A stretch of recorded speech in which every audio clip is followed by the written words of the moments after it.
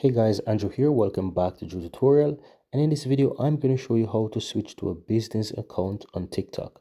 Once you're inside TikTok, click your profile on the lower right hand side, then the three lines in the upper right hand side. Go to settings and privacy, then account, and you will have the option here to switch to business account. So simple tap on switch to business account. You'll have the option here to click on next. Next, just continue the process, guys. You want to go ahead and choose whatever option that works for you. I'm going to say, for example, education and training.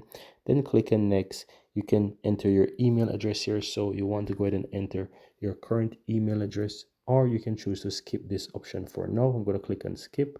I'm going to click on skip here, and you have the option here. And as it says here, congratulations, you can now try business, and you can just simply click and visit the business suite.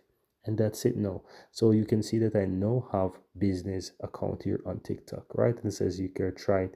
And as it says that you have a trial of 30 days here, right? So what you want to do now to show that you actually have the business account, you can click the three lines on the upper right hand side in your profile again, go to settings, and you want to go to your account.